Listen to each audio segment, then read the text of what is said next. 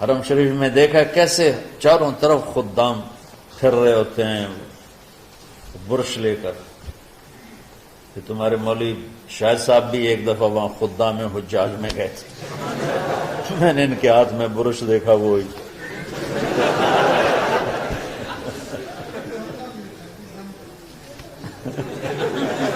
وہ حرم ہی ہے. کون سا سن تھا؟ 97. تو دل پہ غبار ایسے آتا ہے جیسے صحن میں غبار آتا ہے. دل پہ گندگی ایسے آتی ہے جیسے صحن میں آتی ہے. تو ہم نے نظام بنایا ہوا ہے، لوگ وہ کر رہے ہیں، وہ روزانہ جھاڑو دیتے ہیں. تمہارا دل ایک آنگن ہے، ایک صحن ہے، اس میں بغض، نفرت، حسد، پتہ نہیں کیا کیا گندگیاں آئیں گی اور آتی رہیں گی. بچوں ایک کام کرو، جھاڑو پکڑ لو، صاف کرو. یا اللہ معاملہ تجھ سے کرنا ہے، لوگوں سے نہیں. کسی نے برا کہا، کسی نے غیبت کی، کسی نے گالی دی، کسی نے دھکا دیا، کسی نے حق مارا، کسی نے کچھ کیا. یا اللہ تیرے سپرد میں نے اپنے دل کو سب سے صاف کیا، میں نے اپنے دل کو سب سے صاف کیا. یہ اتنی بڑی عبادت ہے کہ بڑے بڑے نفلوں والے، تہجد والے، حج عمرے روزے والے تمہیں نہیں پکڑ سکیں، کیونکہ اس کا کرنے والا دنیا میں کوئی نہیں.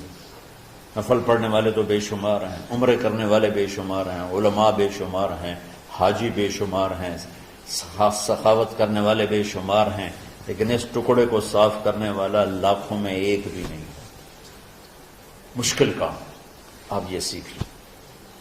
صاف کرو، صاف کرو، صاف کرو. یہ رمضان کی سب سے بڑی تیاری اور علم کو حاصل کرنے کی سب سے بڑی چابی ہے کہ اپنے دل کو کھلا کر لو. کوئی چیز خالی ہوگی تو کچھ آئے گا. جس دل میں بغض بھرا ہو، نفرت بھری ہو، حسد بھرا ہو، کینہ بھرا ہو، اس میں خاک آئے، اس میں تو علم کی ایک کرن بھی نہیں آئے. اس زبان سے چاہے جتنے مرضی موتی بکھیرے، دل اس کا اندھا ہوگا. لا تعمل الابصار ولكن تعمل القلوب التي في الصدور. یہ آنکھوں سے اندھے نہیں، دل سے اندھے ہیں. تو بچوں اپنے دل کو صاف کرنا سیکھو. وہ کتنی مشہور حدیث ہے، آپ نے کہا اس دروازے سے ایک جنتی آ رہا. ایک انصاری صحابی داخل ہوئے، جوتا ہاتھ میں، داڑھی میں وضو کا پانی. اگلے دن اس دروازے سے ایک جنتی آ رہا ہے، تو ایک صحابی آئے، ہاتھ میں جوتا، داڑھی میں وضو کا پانی. وہی صحابی اگلے دن اس دروازے سے ایک جنتی آ رہا ہے، تو وہی صحابی 3 دن جنت کی بشارت لی ہوئی. اس صحابہ کی جماعت میں ایک شخص ہیں جن کا نام ہے عبداللہ بن عمرو بن عاص. ان سے بڑا عبادت گزار صحابہ میں کوئی نہیں تھا، نہ سابقین میں نہ متاخرین میں، نہ پہلوں میں نہ بعد والوں میں. ان کی عبادت کیا تھی؟ ساری رات جاگنا، سارے دن کا روزہ، اور ایک ختم قرآن صبح سے شام. اتنی اللہ نے طاقت دی تھی. پھر وہی غلوب والی بات آ گئی، ایکسٹریم ہونے والی بات آ گئی. ان کی شادی والی رات حجلہ عروسی میں داخل ہو رہے ہیں، دلہن کے کمرے میں داخل ہو رہے ہیں، اور مصلی بچھا کے اللہ اکبر، اور دیر نفل پہ نفل، دیر نفل پہ نفل. تو ان کی بیگم نے دیکھا تو وہ بھی خیر کا زمانہ تھا، انہوں نے بھی وضو کیا اور پیچھے مصلی بچھا کے وہ بھی فجر تک نفل پڑھتے رہے.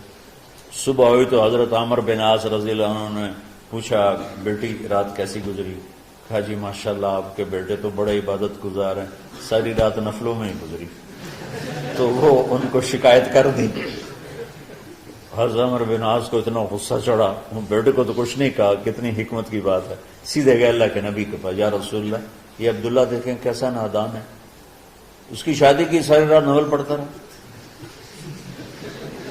تو آپ کہتے ہیں ماشاءاللہ ماشاءاللہ کتنی بڑی بات ہے، نفلوں میں گزر گئی، رات بھی نفلوں میں گزر گئی. جیسے بعض وہ تبلیغ والے کہتے ہیں بچے کی ٹانگ ٹوٹ گئی پھر بھی گشت نہیں چھوڑا. کیسے احمقانہ باتیں کرتے ہیں.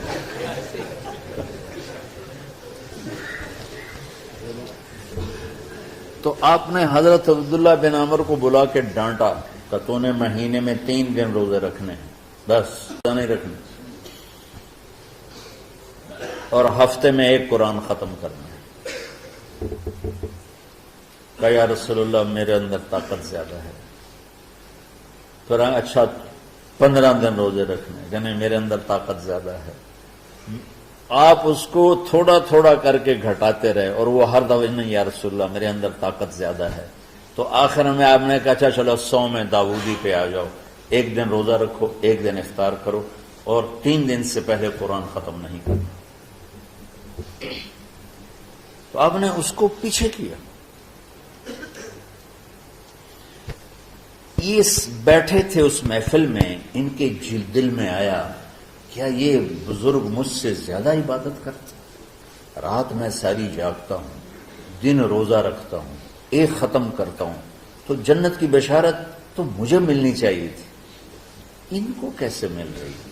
یہ کسی کتاب میں نہیں لکھا کہ یہ ان کا جذبہ تھا، لیکن جو کہ میں ان کی سیرت کو جانتا ہوں تو مجھے خیال آتا ہے کہ ان کی نفسیات میں یہ بات آئی ہوگی، چونکہ صرف انہی کو خیال آیا کہ میں جا کے دیکھتا ہوں کہ یہ بزرگ کیا کرتے ہیں. تو ان کے پاس پہنچ گئے. چاچا، ذرا وہ ادھیڑ عمر تھے، چاچا وہ میرے ابا تھوڑے ناراض ہیں تو کچھ دن آپ کے پاس گزارنا. کا بیٹا بسم اللہ آ جاؤ. اب رات ہوتے ہی عشاء کی نماز پڑھ کے انہوں نے جلدی سے چادر اوپر لی اور یوں سراغ کر کے ان چاچے کو دیکھنے لگے ایسے کہ اب یہ کیا ساری رات سجدہ کرے گا اور ساری رات روتے روتے روتے روتے مسلح گیلا ہو جائے گا، یا ساری رات رکوع کرے گا، ساری رات قیام کرے گا، ساری رات قرآن پڑھے گا. اس تصور سے یوں دیکھ رہے.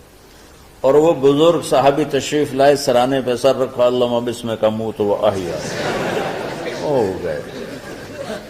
اب یہ دیکھ رہے ہیں ابھی اٹھیں گے، ابھی اٹھیں گے، ابھی اٹھیں گے. فجر کی اذان پہ اٹھے. اب یہ تو حیران پریشان ہو گئے کہ یہ کیا ہو. اس زمانے میں تو منافق تہجد نہیں چھوڑتے تھے ڈر کے مارے کہ پتہ نہ چل جائے ہمارے کفر کا. تو یہ چاچا جنت بھی لے گیا تو ستا بھی پیا کہ چلو کل دیکھوں گا. اگلی رات پھر چادر سر پہ کر کے اور یوں سوراخ کر کے لیٹے ہوئے اور دیکھ رہے. چاچا پھر تشریف لے اور سرانے پہ سر رکھا، اللہم بسمک اموت و احیا، ہو گئے. فجر کی اذان پہ اٹھے. یہ اور پریشان ہو گئے کہ میرا نبی کا فرمان تو سچا ہے، اس میں تو شک بھی کفر ہے، لیکن عمل کیا ہے جس پر اس کو جنت کی بشارت ملی؟ 2 رکعت نفل بھی نہیں. اور آج کے دور میں تم میں سے ماشاءاللہ اکثر بچے تہجد پڑھتے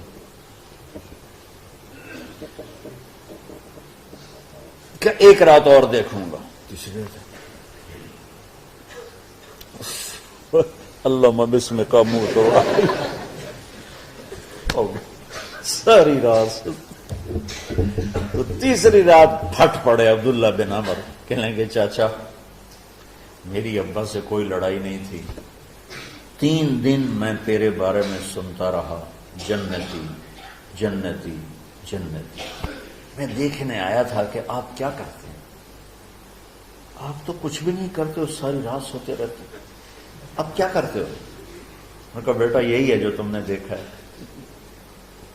اب ان کو سمجھ میں نہیں آ رہا کہ یہ جوڑ کیسے بٹھاؤں، ادھر جنت کی بشارت، ادھر ساری رات خراٹے. اب یہ اس میں جوڑ کیسے بٹھاؤں، کیونکہ نبی کی بات تو غلط ہو نہیں سکتی. تو اب وہ نا ایسے نا بڑے بے دل سے ہو کر واپس مڑے. پتہ نہیں کی چکر ہوئے گی کوئی گل.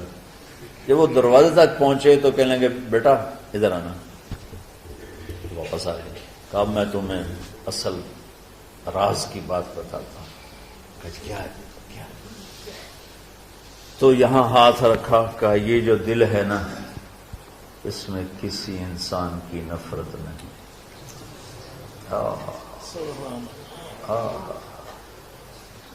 اور جب اللہ کسی کو رزق دیتا ہے، عزت دیتا ہے، مجھے کبھی حسد نہیں ہوا.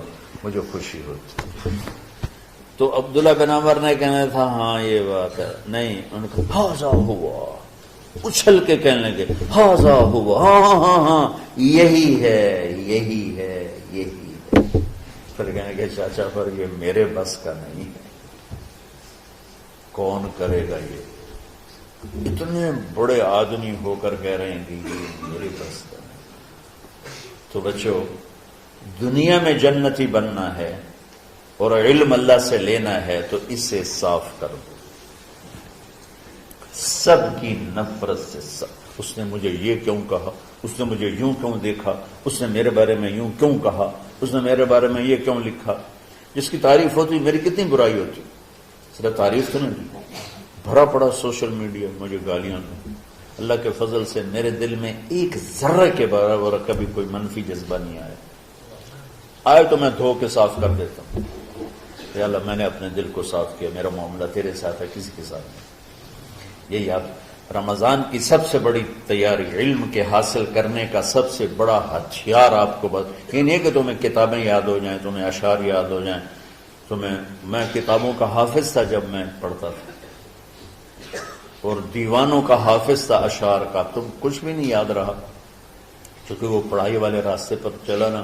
اللہ نے تبلیغ میں چلایا، پھر بیماریاں آ گئیں، مصروفیتیں آ گئیں، تو وہ مطالعہ ہی ختم ہو کے رہ گیا.